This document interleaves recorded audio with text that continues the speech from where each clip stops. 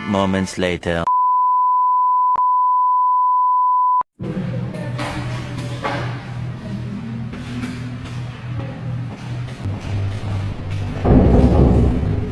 Assalamualaikum warahmatullahi wabarakatuh.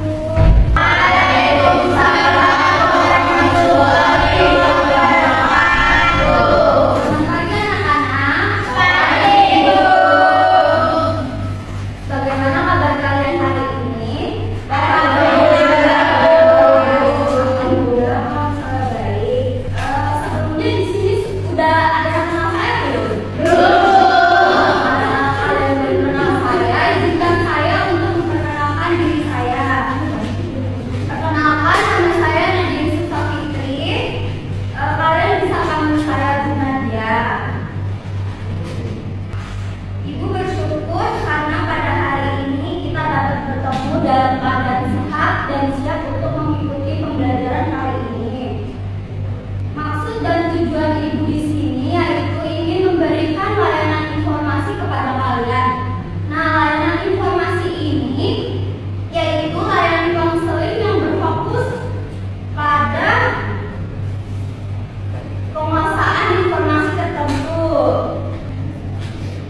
Ibu mohon kalian untuk menjaga asas yang pertama, yaitu asas kerahasiaan. Segala hal yang kalian ungkapkan akan dijaga kerahasiaannya. Yang kedua itu ada asas kesukarelawan. Kalian datang ke kelas ini secara sukarela dan tidak ada paksaan. Yang ketiga ada asas keterbukaan. Ibu butuh anak-anak ibu untuk berbicara secara jujur dan terbuka dalam menyampaikan pendapatnya. Sebelum kita mulai pembelajaran hari ini, Ibu minta tolong kepada kalian untuk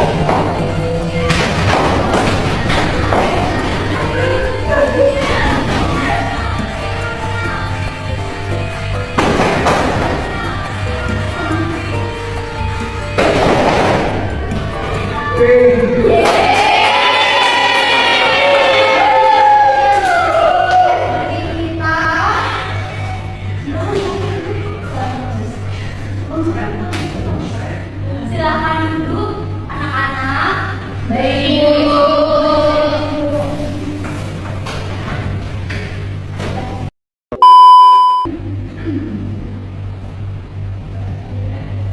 Baik, di sini Ibu ingin menjelaskan cara memahami dan mengatasi perasaan kesepian atau feeling lonely.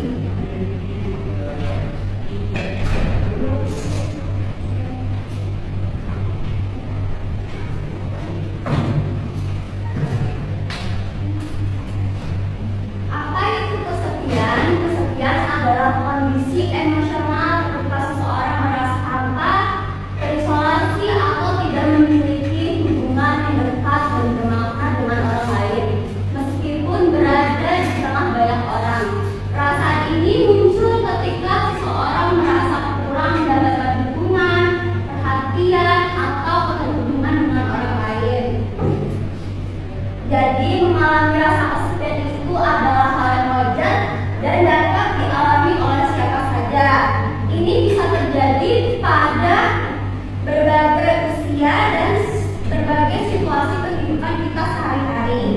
Yang perlu kita perhatikan di sini adalah ketika rasa kesepian ini berlangsung terus-menerus dan tidak segera diatasi, itu akan mempengaruhi suasana hati, membuat seseorang sulit berkonsentrasi, menurunkan motivasi belajar, dan berdampak pada kesehatan mental seseorang.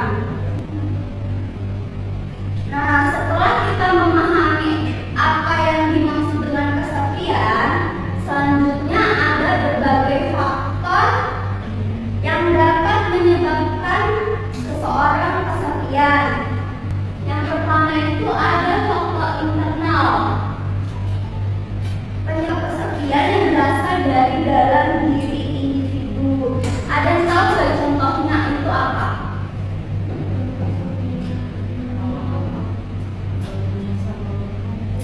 Ya. Nggak punya sarung tutup, Bu. Terus apa lagi ya? Ya, kalau kita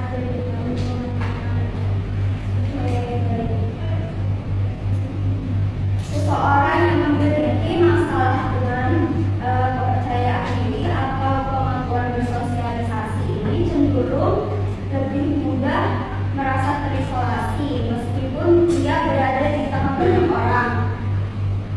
Ia tetap dapat merasa sendirian karena merasa tidak terhubung secara emosional dengan orang lain. Yang kedua itu ada faktor eksternal. Penyebab kesepian ini yang berasal dari lingkungan sosial di sekitar individu. Apakah ada yang tahu contohnya lagi? Contoh dari faktor eksternal.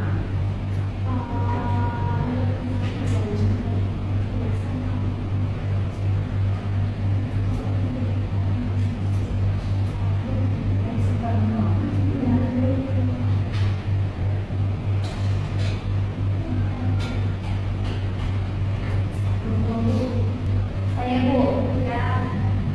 Faktor eksternal itu faktor dari luar diri atau organisasi atau perusahaan yang tidak bisa dikontrol langsung, tapi bisa kita antisipasi. Ya. Contohnya itu kayak ekonomi, inflasi naik, harga BBM naik, terus kurs dolar, resesi, daya beli turun, terus politik dan hukum, buku baru, pajak naik, kebijakan pemerintah, pemilu, regulasi BPOM. Terus sosial dan budaya, tren TikTok, gaya hidup sehat, selera konsumen berubah, budaya belanja online.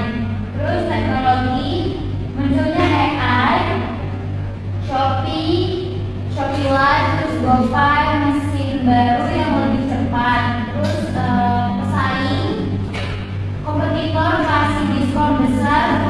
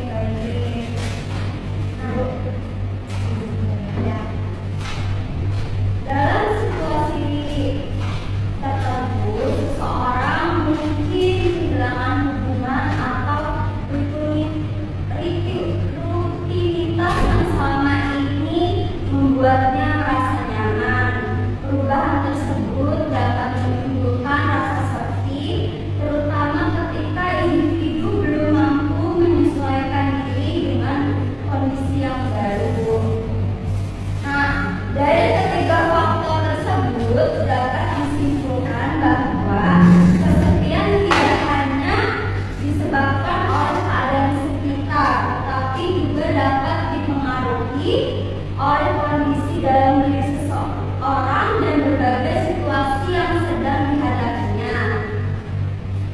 Nah, dampak dari kesepian, dampak psikologis pengaruh kesepiannya itu terhadap kondisi mental dan emosi seseorang. Ketika seseorang merasa kesepian dalam waktu yang lama, itu akan muncul pikiran bahwa dirinya tidak dikenal dalam.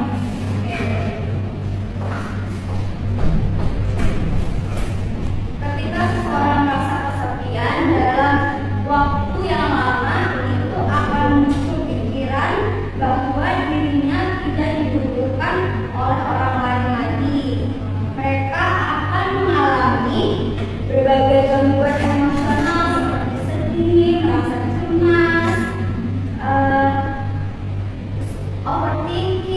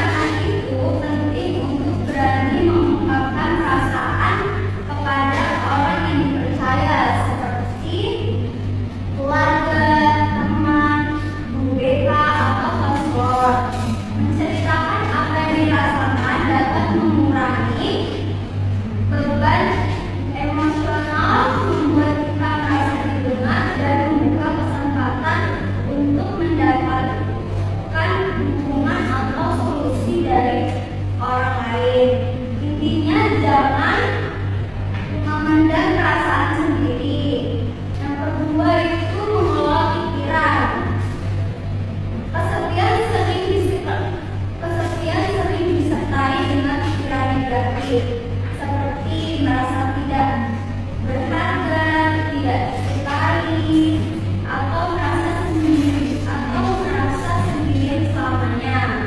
Nah, pikiran-pikiran tersebut perlu kita kelola dengan cara berpikir lebih realistis atau positif.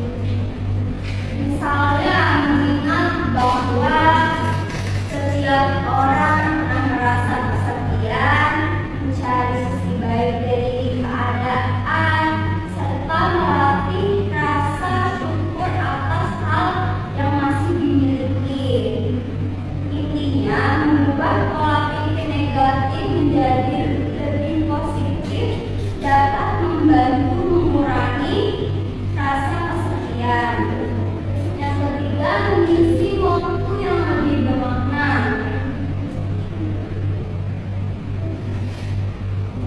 Daripada terus larut dalam kesepian, cobalah mengisi waktu dengan kegiatan yang bermanfaat seperti berolahraga, membaca buku, mengikuti organisasi, mengembangkan hobi, belajar keterampilan baru. Nah, aktivitas yang bermakna dapat meningkatkan rasa percaya diri, memberikan tujuan hidup, serta mengurangi fokus pada perasaan kesepian. Intinya, kesibukan yang positif membuat pikiran kita lebih sehat dan hidup lebih bermakna.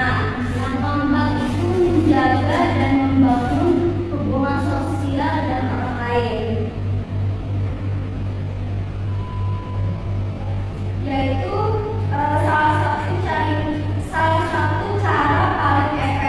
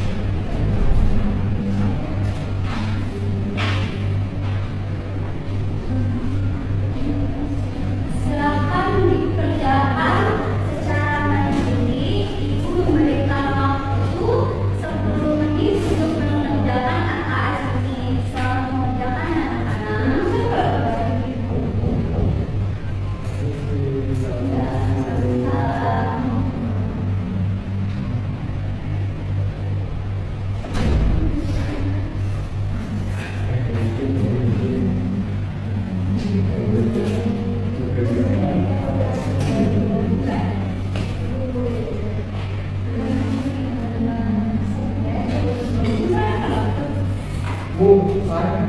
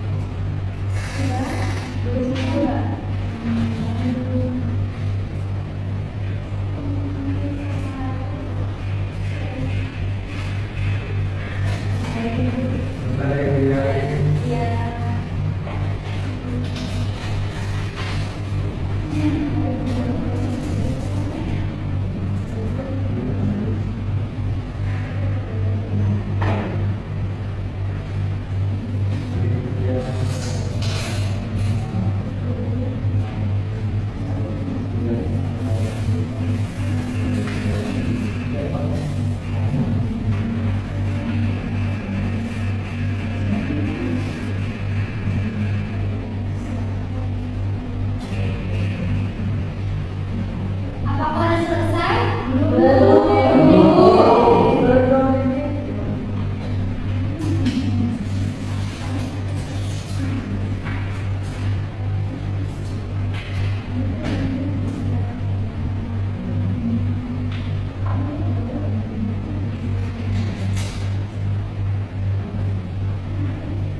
Bu, kalau udah maju, Bu. Kalau enggak, ulang.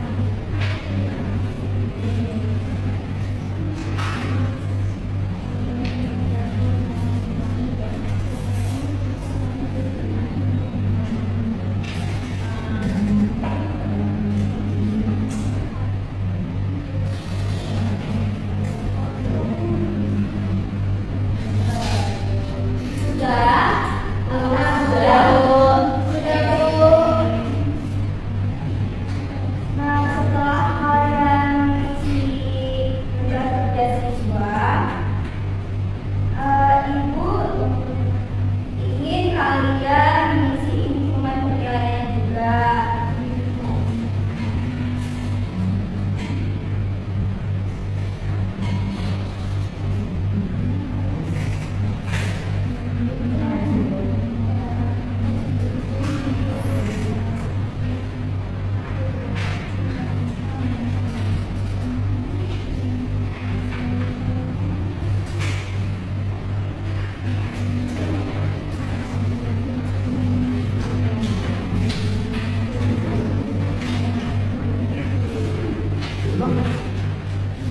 Saya di mana?